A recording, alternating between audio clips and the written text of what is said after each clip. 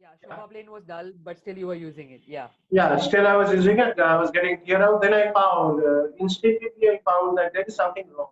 There must be something wrong Uh-huh. in my methodology, in my way of doing things. So I'm a kind of person who, when I'm not able to solve a problem, I give a break. So I kept it aside. I picked up one sandal, Bosch, Bosch basic sandal, and few discs starting from 60 to 400. And I sanded those pieces. Okay. Hmm. But joineries, I thought that I need to learn mortise and tenon. I closely observed Paul Silver's video and I started doing mortise and tenon. That particular trip was having close to 72 or 80 mortises. I did it hand cut mortises using, I was having Stanley chisels and Stanley hammer, I mean mallet. So I built Like that. Yes, you said it was having how many mortises? it's more than 72. 72. Guys, please listen to this. Viewers, 72 mortises. Okay, Kingshuk, you can go on now. Okay. So I can later on post one picture of that tray. So it was having the slats, side slats are there, and the kind of things. I mean, I thought the design would be two sides circular would be nice, and I cannot keep any edge sharp. I need to round it, and I built it. It came out something I don't know. I applied the finish, shellac and all, and Okay. my daughter used it for 2 or 3 days. I mean, when she was asleep, we used to put her, but when she's out, she never, wanted to get herself away from her mother. Hmm. Hmm. So it was a kind of thing which was not used, but it was as a memory. Now my daughter uses it to store her, Kilona, all the toys. She dumps it Okay. there. It's a storage container. Mhm. But that particular trip gave me confidence. Probably I can make what is in there. But I need to resolve that sharpening thing first. Then it was done by October 2016, and I started learning about sharpening. And I spent endless nights. After coming from office, I used to, and I in an impulse, I bought DMT diamond stones, five stones, starting from Mhm. uh, very coarse to coarse, fine, extra fine, extra fine, extra fine. Mhm. So Yeah. I bought these 5 stones. It was very expensive. I mean, my wife was very supportive. So I must Hmm. say, in terms Hmm. of time, what I put forth in woodworking, and in terms of like the way I spend, she is supportive. Otherwise, I don't think that woodworking would have been, I mean, possible for me. Hmm. And I used to spend, nights also after returning from office. It's close to 10:30, 11. I used to go to my workshop, work till 3 o'clock in the morning. Hmm. Then on the next day, I get up, I pack my bags and start for the office.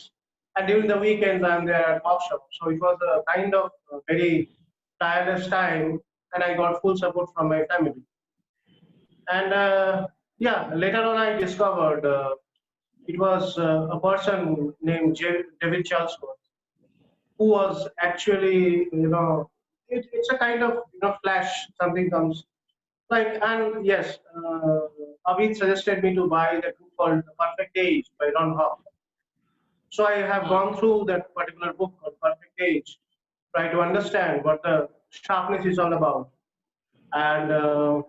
And I was constantly, trying multiple type of blades. I was buying Shova blades, I was buying Anand blades, I was buying some local other kinds of blades, and I was trying to flatten the back using the diamond stone and all. Then, I mean, the Chris Shores mentioned that he uses something called a Japanese water stone. It's very effective. Then there was this site which is closed now called Tools from Japan, which is run by Stuart Tierney. And I ordered 4 stones from him. It was also damn expensive, and it's a kind of gut feeling. So I mean, after using the grit called 400 grit stone, which made the back relatively flatter. Okay, and by next year, 2017 February, I was kind of confident on sharpening, and those were taking less time, and the sharpening was very effective. And I mean, I right now I'm following that primarily. I'm following that Mm. method of That Japanese part. water stones, Yeah. Yeah. sharpening. Yeah. Now I So now bought you're that. using water Yeah, stones. Mostly you use water stones? yeah, the Japanese water stones. Yes, but Japanese water yeah, stones. I didn't completely discarded my DMTs, Diamond. Yeah. Okay. diamond stones, because Yeah. I have that draw knife and that gouges. Okay, Okay. and knife. Okay. I'm fond of that knife. And those things I do on diamond stones and I stroke. Mm. Okay. Oh, I talked a lot. You now No, ask no, specific no, questions. no, no, no, no, no, no. Very welcome. I'm enjoying this conversation. I really am. Okay. It's an Okay. awesome way to just really put through the journey. I think that's great. So yeah, I'm all ears. After the crib, so what was the thing after the crib? Yes, then I started making room, and I started learning tuning the pen handpens. I got tips from Avid, and I was following that book of Chris Shores again called Handpen Essentials. That was an awesome book, I must say. Hmm. Okay. And also tips from Avid, and and I started doing things. I mean, I was started tuning things, and those tuning came out to be more or less good. So I realized like what is a jack plane, why it is jack plane, and what is a joint plane, what is a smoother, and what should be the mouth opening, how significant it is. The tip of the blade and the tip of the chip breaker, what should be the distance? It's not uniform for all the cases. There is a general perception, like the tip of the blade should be farther in the case of jack planes and Okay. closer in the case of smoother. But Yes.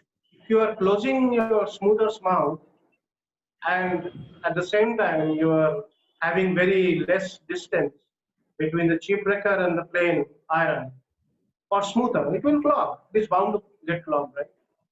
You're closing Yeah. your mouth in order to you're closing your mouth to prevent tear out.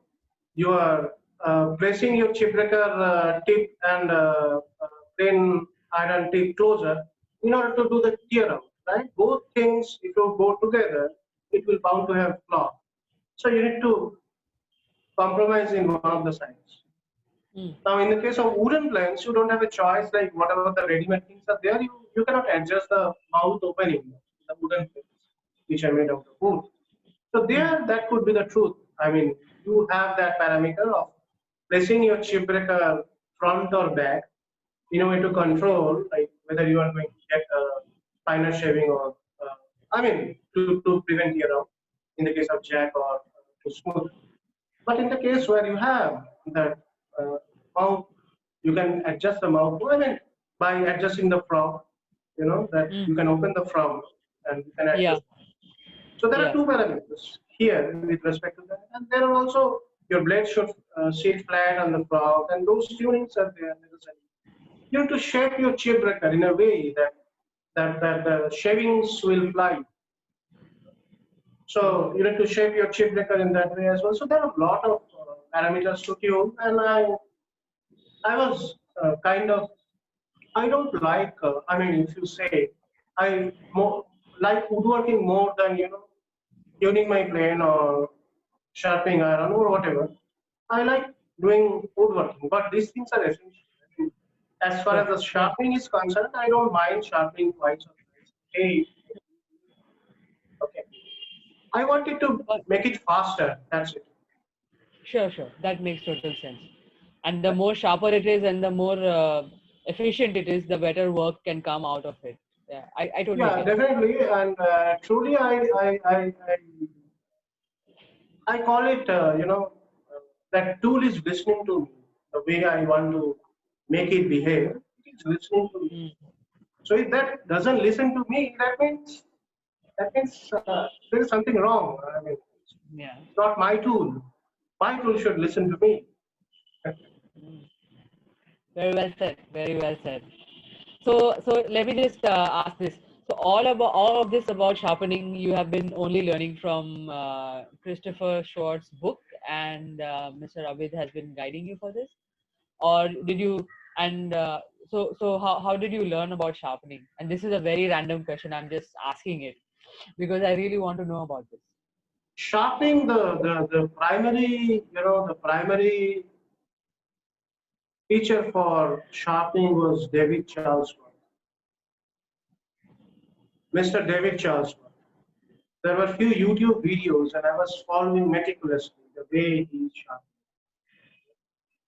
And the way he sharps, I mean, he is the one who actually opened the something, and he has this method called something called ruler trick with the kind of plain iron we The are ruler trick. having, but the plain iron we are having, like where the bag is not flat enough, ruler trick is very efficient.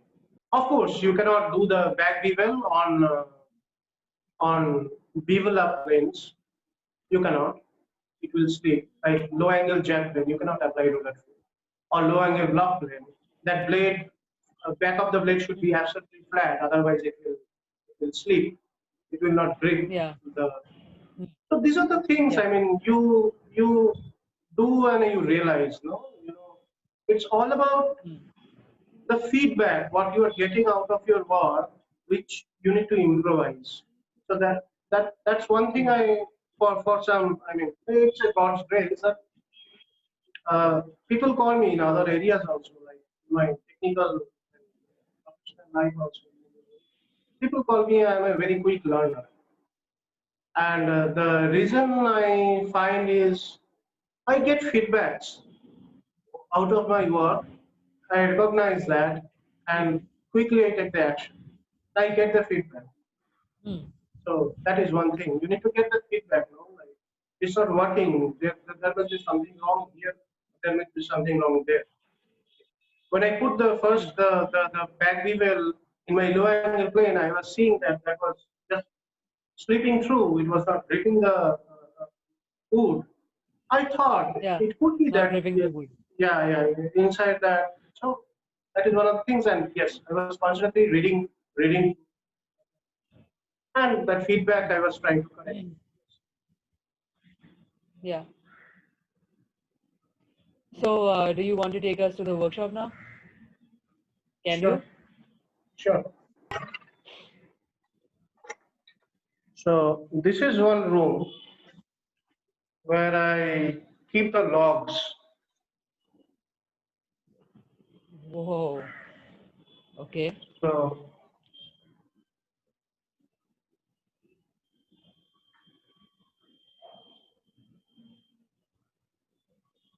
so I store the various kinds of logs and all.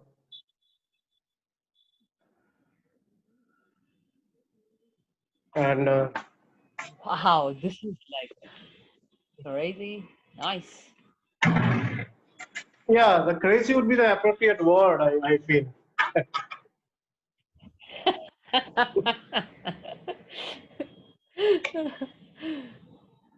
Yeah, here also the logs are I there. think so many people, I think so many people, I'm sure who are watching this are like so jealous of you right now. I am very jealous of you right now.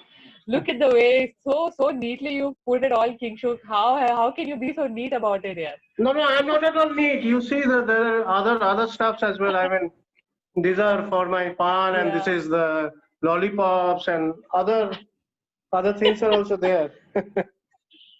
Nice. So here's my workshop. Nice, nice. This is my workshop. So Very cool. and this is the that thing I was talking about. Uh, this is that that mandir type Oh, of this is thing, the no? That mandir is thing that you made. yeah. Yeah. Okay. And this is the router table. I have three routers. Uh-huh. So this is the router table, Okay.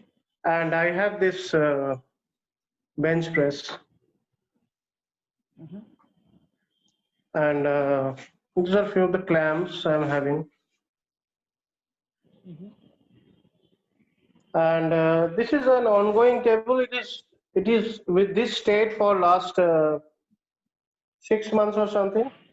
I haven't finished it. I will Okay. finish it Okay. definitely. And this is Robo. Okay. And this is my primary Hello, place, Robo. And Yeah, this is yeah, my yeah. primary place. And these are hand saws. Uh-huh. And these are my primary planes. Um, yeah. And those are the amazing looking chisels. How many are there? Yes. Those are 70, the 72 for 72 mortises. yes. Nice, very cool. And this stand I made, I told no, I was influenced by Abid by how to keep the tools and all. Yes, yes, yes, yes. And I'm having a few power tools as well. I mean, these are my sharpening station. Uh-huh. So these are these Japanese stones, and I'm having this Huh. DMTs. I don't know whether it is visible or not. No, no, yeah, I can see it.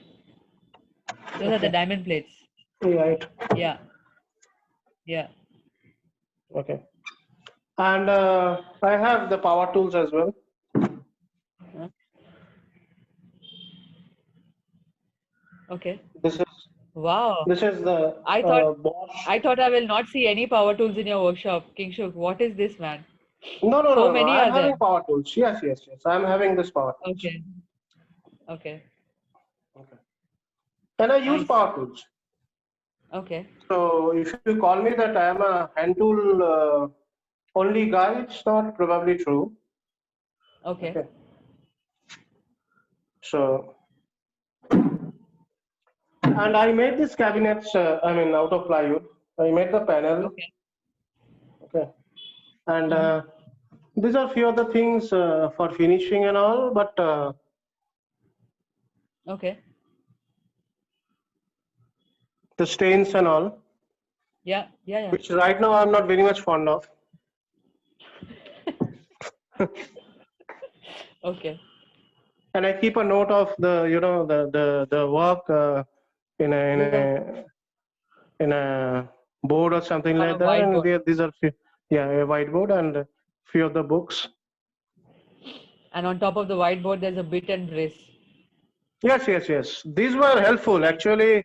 Without this, I couldn't have been made this joinery. Mm. You saw that it is Yeah. double mortise. It's not Yeah. exactly Double double. mortise and dovetail. There's Yeah. a dovetail, Yeah. and Yeah. mortise double. Yeah. Yeah. And this whole, see, this is shal, one of the hardest of This the is woods Sal. in the top. Okay. Yeah. Okay. Okay. Lovely. Yeah. Any specific question So, about any specific tool and all?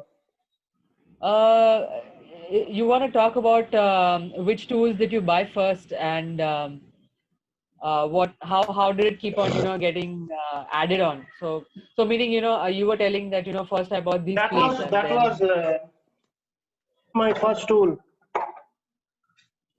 the circular saw. The Yes. skill saw. Okay. Okay. Okay.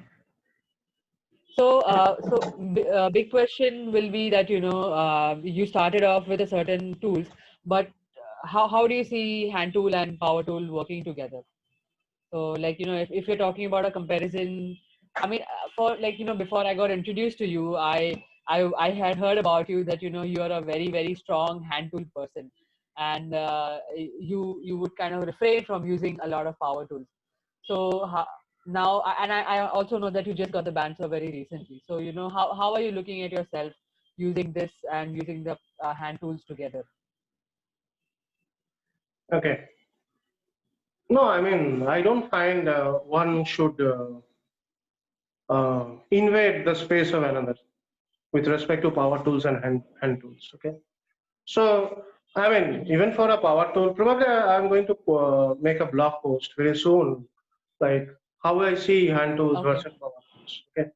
But in a nutshell, Okay. nothing should invade against one another. Every kind of tool is having its own charm and own area of to command. So if you want to do some kind of repetitive work and a gross kind of work, you want to mill the stock after cutting flitch after to cut the flitch, you want to dimension the stock. I don't think. I mean, since I am not having that jointer and planer in my shop, Mhm. Mm. I'm doing it using my hand planes. But it's a tiresome work, no? So one is having jointer and planer. That thing could have been done very easily and tirelessly. So in that way, power tool shines. Okay. I want to Yeah. cut multiple, slots.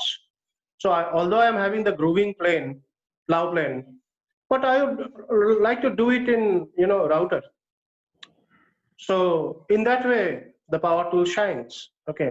I want to drill, except for this I mean, 4.5 slab. Well, let's say Mm. I put the dog holes, or I made this hole. I actually drill through using the brass. If you want to do it using hand drill, you cannot take this thing into your bench press. No, it's too heavy. This top is too heavy to take it to the bench press. So Mm. using your hand drill, powered hand drill, it's very difficult. I mean, your arm may twist or something like that. In that case, your brace comes as a rescue. Your hand brace comes as a rescue. Mm. So it all depends upon what you want to achieve. Final surface, the final surface. Yes, I mean, I really think anything can beat a hand planing. Perfectly tuned, smoother. Mm. The kind of Gossamer shaving you get, anything, nothing can beat actually. No power tool can beat. And Mm. recently I have made one. Can I go to my room or you want to stay in the workshop? No, I want to ask you about the chronoplanes also. So do you want to do Okay, that okay, later okay. Oh, or do you do that. that now? Okay. Yeah. Yeah, that's fine. That's fine. So yes, I mean, let's say there are two tappers, okay, and there is a profile. I can show you in detail later on. That there are two one crease is there which is getting elevated. There is a specific shape which is getting progressively increased. I really think that anyone can do it using any power tool except for CNC. But other than that, there is no power tool which can make that particular profile in the leg. Okay, Mm. it is that spoke shave, draw knives, and those kind of stuff. Even the card scraper, the Mm. humble card scraper like this can do wonder. Yeah, So I many people agree. don't probably have idea about what this piece of Very thin piece of metal can do so yeah, much of stuff. Yeah, yeah, I right. know what you mean. But Yeah, yeah. people might confuse this particular thing with the putty knife, like which Huh. gets sold at 20 rupees or Yeah, something like that. So yeah, yeah, fundamentally, probably people don't understand like what is a tool steel and probably doesn't know like how this works actually. yeah. It's Mm. not sharpening that makes it work. Even I Yeah. know a person, so I Okay. demonstrated him like how it gets worked and how the bar is getting raised. So he asked me a question like that the bar is the same thing what you get while you are sharpening chisel or plain iron. You just keep that bar. I told him, no, sir.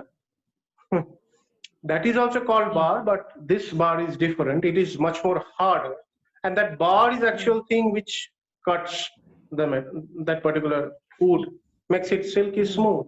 So there are very Mm. few stuff which can make a finish which a card scraper can do. Mm. So in that way, hand tool shines. I mean, a basic chamfer, on the side of a workpiece, a basic chamfer Mm. or a small round shape taking a sharp spoke shape, tuned spoke shape, uh, I don't think a router with a profile bit can achieve anytime that thing. And while you are making a shape, no, you probably wouldn't have that idea like what should be the final shape you want to achieve. If you take a bit in the router and run it, it will give you that final thing, no?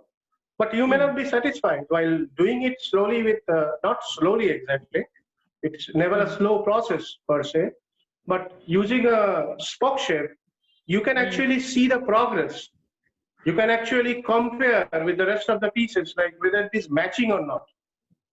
Okay. So in that way, Yes. hand tool shines. Yeah. So you really cannot compete one with another. But yes, as far as the experience of touching a finer piece or a finer furniture or a box is concerned, the final thing, the final surface, the final shape, hand tool gives a unique experience which no power tool can give. Okay. So yeah, I mean, as I was constantly, seeking the knowledge from books and articles and magazines, and the first time, that is also again, there's a lot of, you know, influence on me.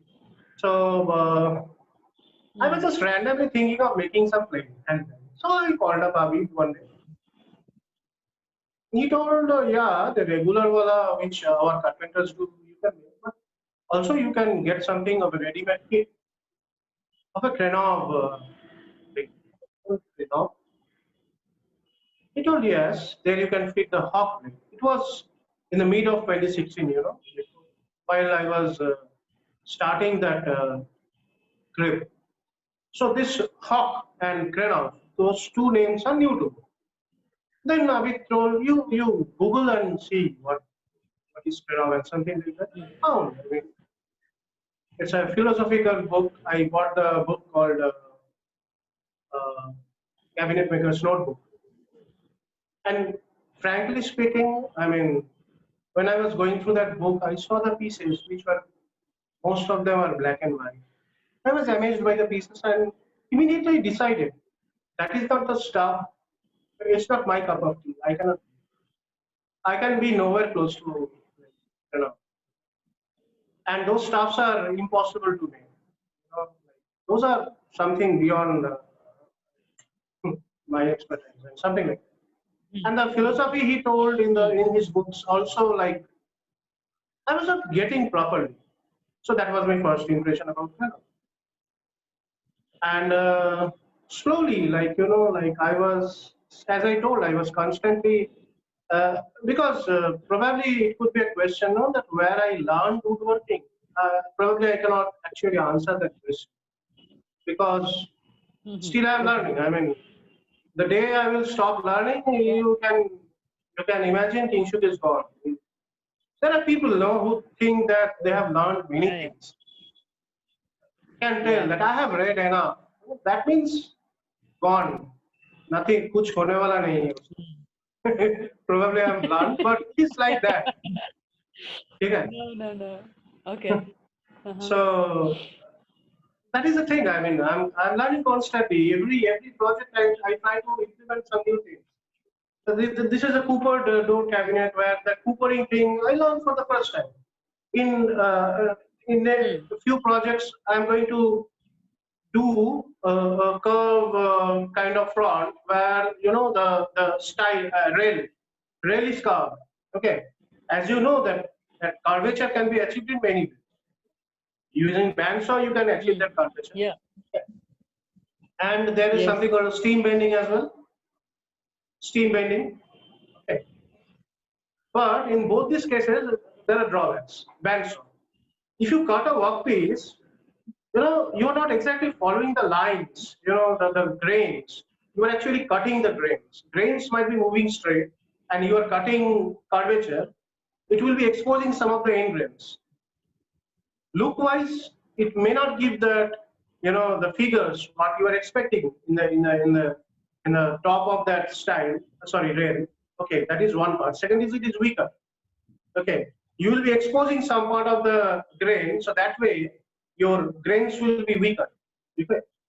So that is the disadvantage of cutting. Steam bending. I haven't tried steam bending, but in my opinion, I mean, whatever my perception, you have certain degree of limitation that this much you can bend actually using steam bending, and that is true in seasoned wood, in seasoned, especially tropical hardwood, which I primarily work in. There is third way. You can actually do something called bend lamination. Okay? So having the bandsaw, you can take the workpiece, whatever you want. Probably you should take something thicker, and you cut veneers, thin slices, as thin as 1/8 of an inch. Then you glue it, and before gluing, of course, you make a frame, and you do something called a bend lamination, and that is a traditional method. So I am going to do that bend lamination in my next project. That is a new thing for me. I will be doing that for the first time. So these are the constant learning, one needs to, at least if I call myself an woodworker, I didn't have formal training. I can only learn by doing. You cannot learn only by studying. I mean, it's not a theoretical subject. I don't believe that without doing you can learn anything. No, sorry.